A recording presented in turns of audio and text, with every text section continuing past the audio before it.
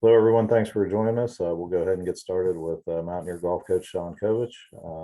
Mountaineers begin their season this Sunday up in Minnesota, uh, and then continue on after that with the Mountaineer Invitational here at Pete Dye in early October.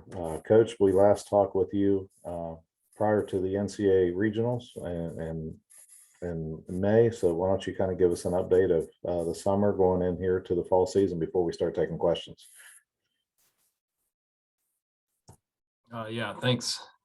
Thanks, Brian. Yeah, it was a exciting summer for a lot of our guys. I guess, mainly Mark continue his great play, being medalist at the United States Amateur Championship, which is quite an accomplishment.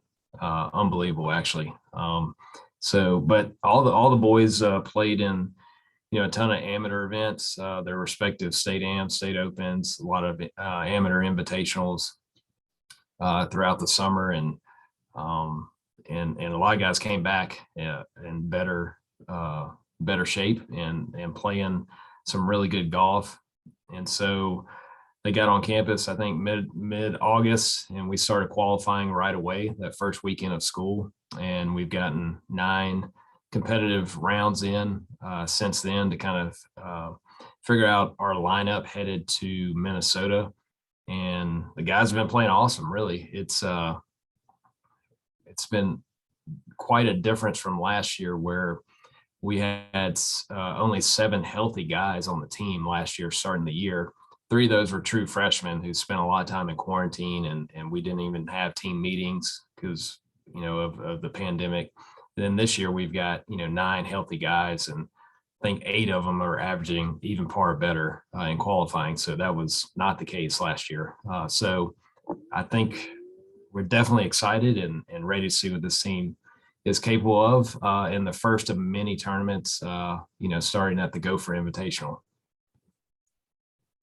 Okay, we'll now take questions. Questions from Sam or Joe. Go ahead, Sam. Hey, Coach. How are you? Good. Glad to hear it. So obviously Mark is the biggest name coming back on your squad this year, but you got a lot of other guys that were fairly low scorers like Curtis and Curtis and Trent and Logan. But who are you most looking forward to making a big jump this season?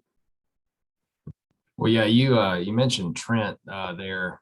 He actually tied Mark in qualifying, so we did 9 rounds, and I think they both shot 25 under par for 9 rounds, which is unheard of for us. I mean, we've never been able to do that, and we played some tough courses. Pete Dye from the tips, and Tony, who's the superintendent, cut some good hole locations for us, knowing that we were qualifying those particular days. But I think they've all improved, and I'm looking forward to watching all of them.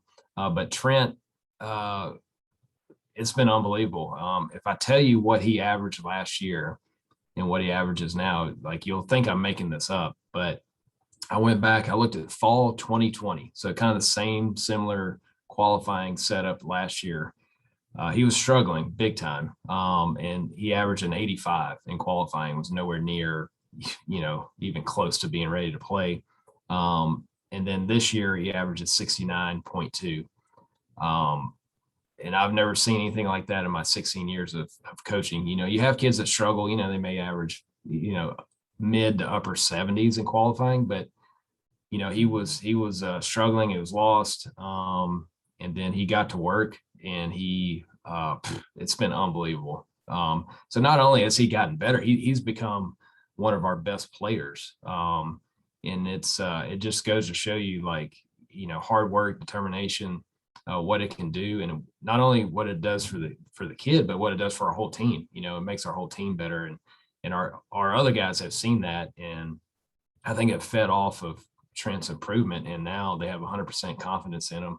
And so I just want to continue watching him develop and keep playing well. And then you mentioned Curtis. That was another kid that got better. He was left out of the lineup at the Big 12s last year after starting every tournament.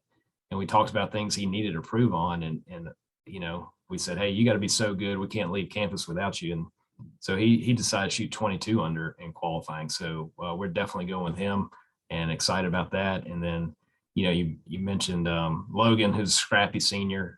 He's played really well qualifying. Mark has too. And then Jackson Davenport, outstanding freshman for us last year. I think this golf course suits him well. He learned a lot at Big 12 Championship last year about how to flight your golf ball and control your trajectory. So, I'm looking forward to watching him play as well. Go to Joe Picato. John, you mentioned Mark earlier. Did his summer really start with the regional tournament? And did you see signs going into that tournament that the level of play that he eventually reached was capable of? That regional was it was so much fun. He played awesome. And that was the first time since maybe his freshman year I got to walk every hole with him, because normally like this week, you're not gonna waste your time with your best player, because he's going to take care of his business, have a good game plan, and he probably doesn't need my help. But at regional, he was the only player, because he went as an individual. So we got to hang out for 4 days, and I think he shot 12 under, missed going to nationals by one or two shots, and finished runner up there. But I just remember driving home from that tournament thinking, this kid's going to play professional golf and he's going to win on the professional tour because of sort of everything, like his talent. Obviously, people talk about how far he can hit it, but his short game is amazing. And now the way he's thinking around the golf course and the way he prepares, he's already at that level. And so that's the main thing I took away from that regional experience is, man, this kid prepares and thinks the right way, and he has all the talent and all the tools. I've never seen a more relaxed Mark Getz in my career. He's coming in just relaxed, and because he knows he's put in the work, and he's definitely become a leader for us. That started his summer, and obviously he had a great summer. Nearly won the Pennsylvania Am, nearly won the West Penn Am, and won medalist at the US Am. So pretty good stretch for him. Go back to Sam. Coach, you're kind of alluding to it right now, but golf is a brutally mental game, and just kind of getting a couple successes like that can really change your outlook on your own personal game. Have you really seen that heading into this fall for Mark? Yeah, I think something clicked with him between his sophomore and junior year. Looking back over his career, he played a decent amount his freshman year, but his sophomore year he hardly played at all. In fact, he only played one tournament in the spring for us at all. He was left out of the lineup. But something clicked between sophomore and junior year, and he came back just kind of a more mature player, and he started playing really well his junior year, and ever since then it's clicked for him. And I think golf, you have to take the long view. You can't just take the short today, because you're going to have bad rounds, bad shots, bad tournaments, bad stretches. Best players in the world miss the cut on the tour all the time. So I think having the maturity to absorb bad golf for a while, and understanding why this is happening and how to fix it and how to go to work, and just not panic. And so I think that's where he's at now, because he shot 81, I think, at Big 12s last year, and then the next week he shoots 12 under and almost wins a regional. So I think he just understands, like, hey, every now and then you're gonna have a bad round, don't freak out about it. And that's the difference between Mark Getz as a junior and senior versus maybe a freshman and a sophomore, where you think the whole world's coming in because you play bad. But golf, that's definitely going to happen every now and then. If I can follow up on that, the college golf is a little bit different than the tour. The tour, you play, if you get cut on Friday, you wipe it up and you show up on Thursday, or show up on Tuesday, I guess. You keep doing that week after week. Whereas, especially in the fall, you only have 2 events. So as a coach, I guess, how do you kind of manage that mental aspect, where it's like, come on, pick yourself up and keep going? Well, yeah. We're playing four events. We got Minnesota, our home event, Big 12 match play, and then the Isleworth Collegiate. But yeah, it's only four, for the entire fall semester, compared to the tour where they have four each month. So yeah, I think what I try to tell the guys is like, look, this is a long season. So we have four in the fall, and then I don't know, 6 or 7, 8, something like that in the spring. And the main thing I try to preach is you want to be a better player by the time you graduate your senior year than when you came in as a freshman. And that's the whole goal. They all get a lot of times they get wrapped up in how they play this week or am I in the lineup this week? It's like, I mean, yes, that's important, but at the end of the day, are you getting better? Are you developing? Are you doing what, Mark Getz has done? Are you doing what Trent Tipton has done or Curtis Grant? Come in as a freshman and now you're improving over time. Same with Logan Perkins. And so that's just what we try to tell the guys. And one of our core values is never panic, just always go to work. And so, if you're in the lineup or not, or if you play bad or not, like, hey, let's just try to get better by the time you're a senior, and that's the whole goal. Joe.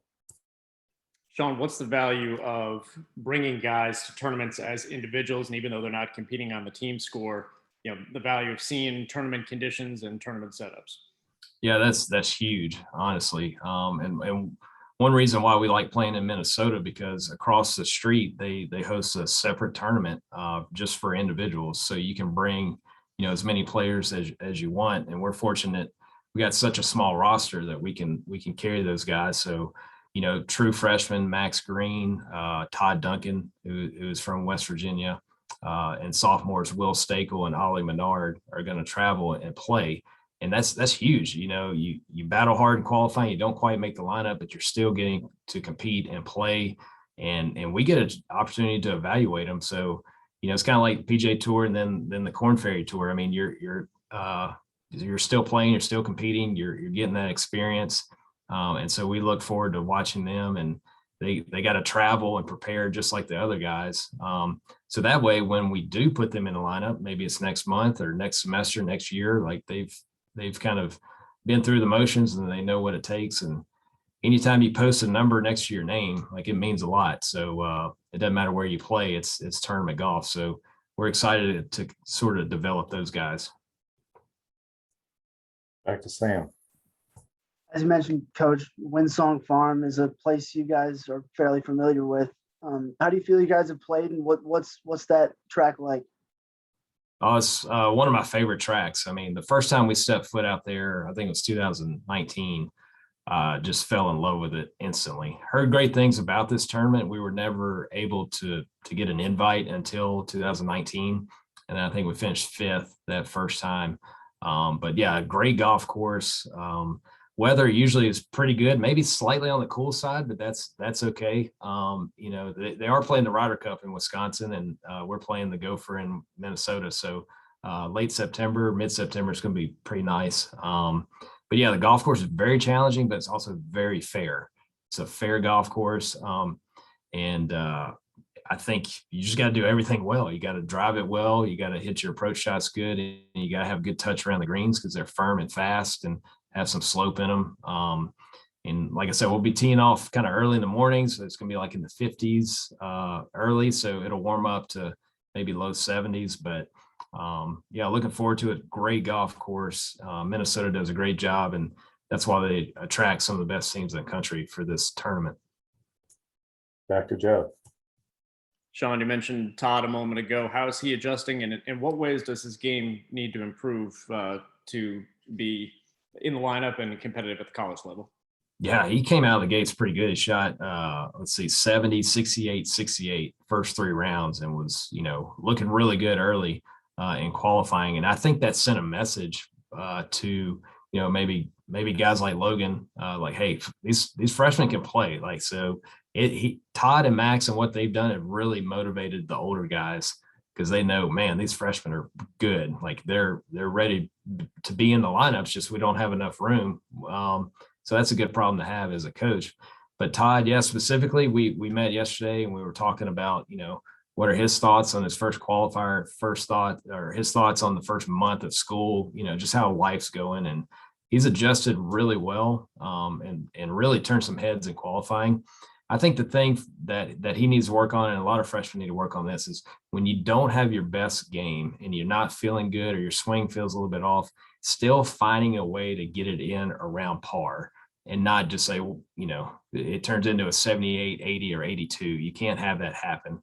And so I think mature, older guys figure out a way like, look, I understand I don't have my game today, so I need to find a way to get in the clubhouse and just, it might be a 74, 75, but that's better than an 80. And so I think those are some things we're working on with Todd. He just had 2 really bad rounds that, instead of shooting 83, 80, if that's a 75, 76, then that's a lot better. So we're just working on when it's bad is bad. Like, hey, let's figure out a way to get in the clubhouse around 75 or below. Coach, this concludes our call today. Appreciate your time today. Best of luck this weekend, and we'll talk to you soon. All right, thanks. Let's go Mountaineers.